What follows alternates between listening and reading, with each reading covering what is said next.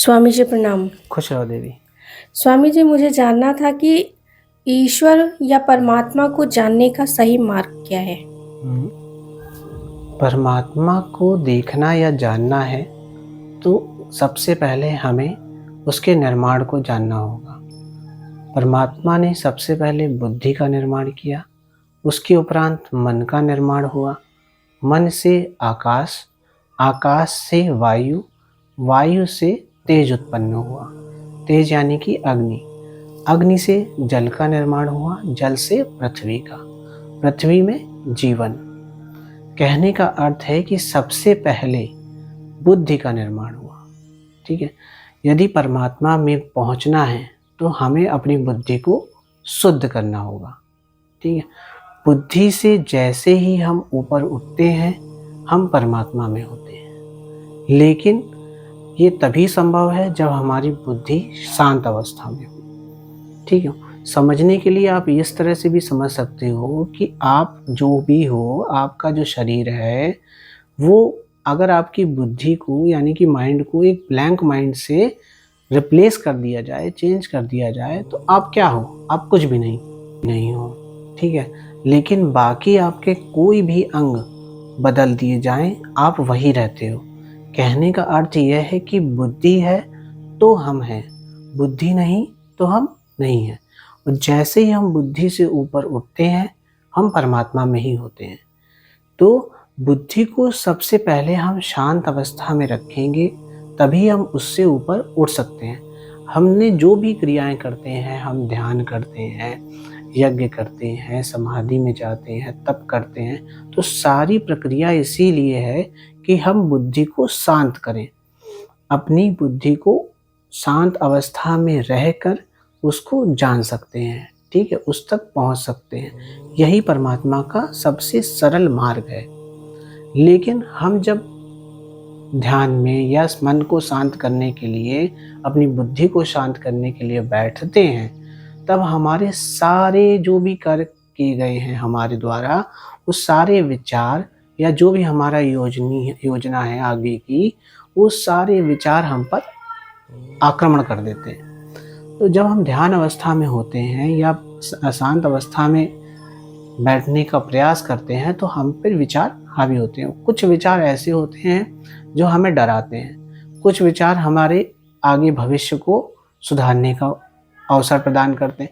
लेकिन जब हम शांत अवस्था में होते हैं तो सारे विचार एक साथ कूदते हैं।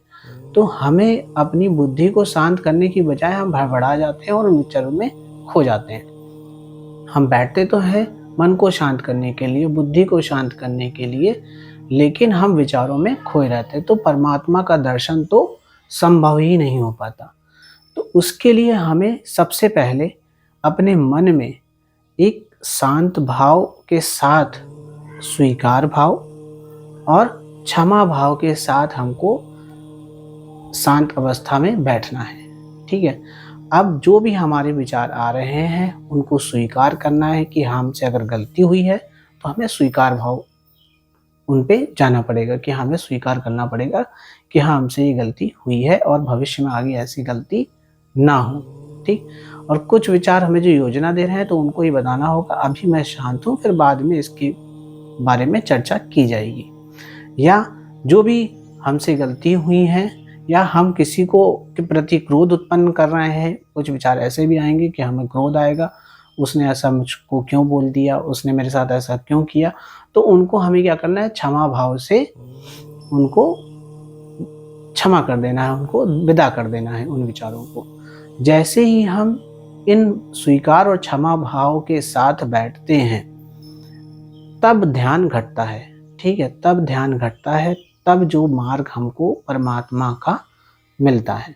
ठीक है, ध्यान अवस्था में तब हम वहाँ पर पहुँच पाते हैं जब हमारी बुद्धि शांत होती है, तब हम बुद्धि की सीमा में होते हैं। ठीक है, अब सीमा जब हमारी बुद्धि शांत है तब हम आगे बढ़ सकते हैं। लेकिन अगर हमने विचारों में ही खोए रहे, विचारों को ही सुलझाते रहे और विचारों में ही डूबे रहे, तो परमात्मा का मार्ग क्या, उसका दर्शन भी कुछ भी संभव नहीं है। और जो भी हम बोलेंगे, स्वयं से बोलें या जब हम ध्यान से उठते हैं उठते ही विचार हम पे हावी हो जाएंगे और हम ध्यान मार्ग से, परमात्मा मार्ग से अलग हो जाएंगे। ठीक है, जब तक हम बैठे हैं शांत तब तक तो परमात्मा मार्ग में है, लेकिन जैसे ही हम ध्यान से उठे, जैसे ही हम यज्ञ से उठे, जैसे ही हम अपनी अवस्था में वापस पुनः अवस्था में आए, कार्य की अवस्था में आए, तुरंत हम क्या हो जाते हैं, मार्ग से भटक जाते हैं। तो कहने का अर्थ है कि अगर हम मार्ग में बना रहना चाहते हैं, परमात्मा में रहना चाहते हैं, उसके दर्शन, उसके रूप में रहना चाहते हैं, तो हमें अपने मन में ये भाव हमेशा बना कर रखना होगा, एक स्वीकार भाव और दूसरा क्षमा भाव। इस स्वीकार और क्षमा भाव के साथ हमें सत्य का प्रयोग करना है, क्योंकि परमात्मा का मार्ग जो है वो सत्य का मार्ग है। यदि हम सत्य नहीं बोलेंगे तो हम परमात्मा मार्ग से कोसों दूर हो जाते हैं। हमारा एक झूठ हमें कोसों दूर परमात्मा से धकेल देता है। फिर हम उस पे पहुंचने के लिए हम उस झूठ को ही मानना, स्वीकार करना, क्षमा करना, फिर उसी में फिर हम फंसे रहते हैं। ठीक है, तो इसके लिए हमें यही तय करना होगा कि हमें अपने जीवन में सत्य को उतारना होगा और स्वीकार भाव और क्षमा भाव ही हमें सत्य के मार्ग पर, परमात्मा के मार्ग पर आगे ले जा सकते हैं। ठीक है, देखो हम जो हैं यहाँ पे मौजूद हैं, जिस स्थिति में जहाँ पर भी हैं वो परमात्मा में ही हैं हम। ठीक है, समझने का बस हमें क्षण भर का देर है, जो हम समझ नहीं पा रहे, हम बुद्धि को उस स्थिति में ला नहीं पा रहे हैं। ठीक है, हम इस तरह भी समझने की प्रयास करते हैं कि जहाँ पर हम हैं, इस पृथ्वी पर हैं, तो हम पृथ्वी पर जन्मे हैं, पृथ्वी पर रह रहे हैं, हर क्षण हर घड़ी उसी से जुड़े हैं, श्वास द्वारा भोजन उसी में लेते हैं, रहते उसी में हैं, सब कुछ, सारी व्यवस्था हमारी पृथ्वी से ही है। सब कुछ जो भी हमारा आकाश इसको देता है, पृथ्वी हमको देती है। तो हम केवल भ्रम में हैं, हम भ्रम में जी रहे हैं कि हम कर रहे हैं। हमारा अहंकार हमें जो है इससे काफ़ी दूर रखता है, हमको अज्ञानता जो है हमारी बढ़ाता चला जाता है और हमें ज्ञान मार्ग से, परमात्मा मार्ग से भटकाता है। यदि हम अपने अहंकार पे थोड़ा सा भी काम करें, थोड़ा सा भी ध्यान दें, हम देखने भर की देर है कि हम जैसे ही उसको देखते हैं वो चूर चूर होके गिर जाता है अहंकार। क्योंकि जो भी आविष्कार होते हैं वो कहते हैं कि हमने किया, नहीं, पृथ्वी ने ही किया, पृथ्वी के ही सारे आविष्कार हैं। जो भी हम आविष्कार करते हैं हम पृथ्वी से ही तो जुड़े हैं। हम एक क्षण भी उससे अलग हो सकते हैं, हम एक क्षण भी अगर उससे अलग हुए तो हम विदा हो गए, हम हैं ही नहीं। ठीक है, एक रूप उसका वही है जो बिना स्वरूप के, बिना रूप के वो रहता है। ठीक है, दूसरा रूप है जो रूप में रहता है।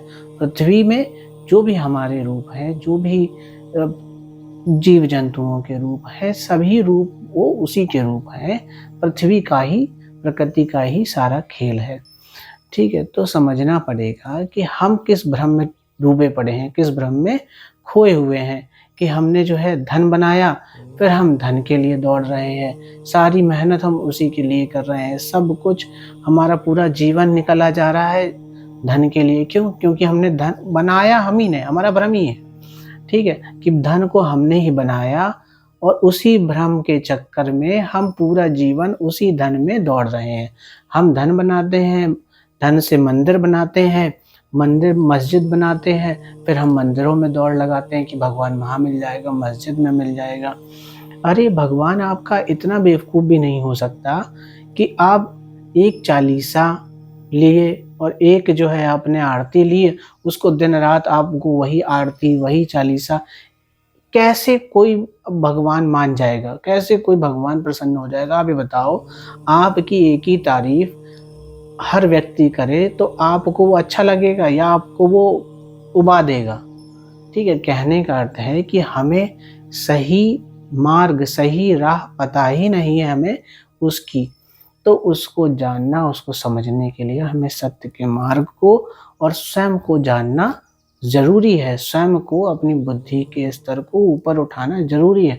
स्वीकार भाव लाना पड़ेगा असत्य जो है उसको स्वीकार करना पड़ेगा।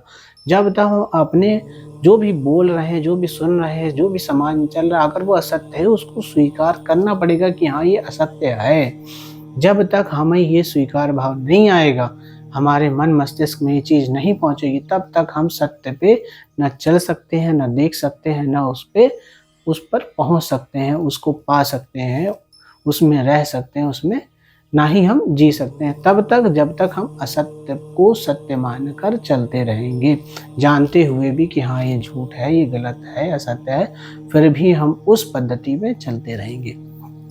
कहने का अर्थ सिर्फ और सिर्फ इतना ही है कि हमारी सारी दौड़ जो है व्यर्थ की ना हो।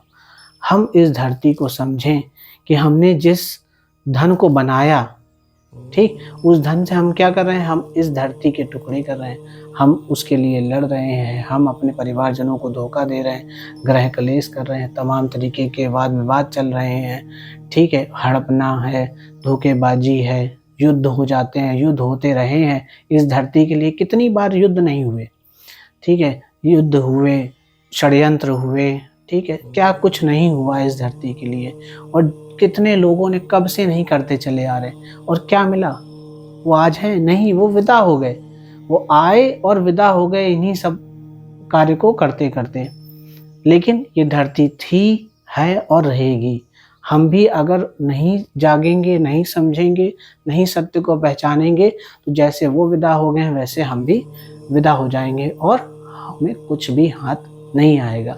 कहते रह जाएंगे कि खाली हाथ आए थे, खाली हाथ जा रहे हैं। लेकिन हम जब उससे जुड़ जाते हैं तो कहीं जाना और कहीं आना संभव नहीं होता, हम उसमें एक हो जाते हैं।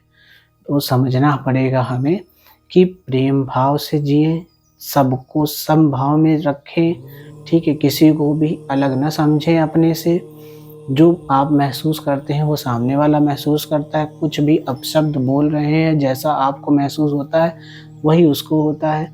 तो इस भाव को जब तक आप नहीं जिएंगे, प्रेम भाव में नहीं रहेंगे कि आपके शरीर को अगर कष्ट हो रहा है तो आप अपने आप को बचाते हो, तो सामने वाले को कष्ट दे के आप कैसे बच सकते हो। सामने तो दर्पण ही है, वो आपको एहसास दिला रहा है कि आप हो। अगर यदि वो सामने वाला नहीं है, अगर पृथ्वी पर आप अकेले हो, तो आपको कोई एहसास भी नहीं दिला सकता कि आप हो भी या नहीं हो, आप कल्पना में हो कि आप हो, क्या करोगे आप, ठीक है। तो सामने वाला वो उसी का रूप है, वो दर्पण है जो आपकी छवि आपको दिखा रहा है, ठीक है। हम अपनी छवि को अच्छा देखने के लिए उससे असत्य बोलते हैं, झूठ बोलते हैं, अपने को गलत दिखाते हैं, एक मुखौटा पहन लेते हैं असत्य का, तो हम भटक जाते हैं, ठीक है। फिर हम भटके ही रहते हैं। हम सत्य मार्ग से चलेंगे, जो दर्पण में देखेंगे, हम सामने वही रहेंगे जो दिखाएंगे, तो हमें कतई कभी ना असत्य बोलना पड़ेगा, असत्य मार्ग पे ना चलना पड़ेगा। हम केवल और केवल सत्य में जिएंगे, सत्य में रहेंगे और सत्य हो जाएंगे, ठीक है। यही परमात्मा का सही मार्ग है कि आप जब ध्यान अवस्था में बैठें, शांत अवस्था में बैठें, तो भी सत्य के साथ बैठें, स्वीकार और क्षमा भाव के साथ बैठें। और जब आप ध्यान शांति से उठें, आपने क्रिया में हो, कर्म में हो, वहाँ पे भी सत्य के साथ रहें। सत्य के साथ आपका जीवन जो है वो इस तरह आनंदित हो जाएगा जिससे आपको परमात्मा के दर्शन भी संभव हैं, ठीक है, और अहंकार का भी नाश होगा, और जो मैं है वो वही बचेगा, जो मौजूद था, मौजूद है और मौजूद रहेगा।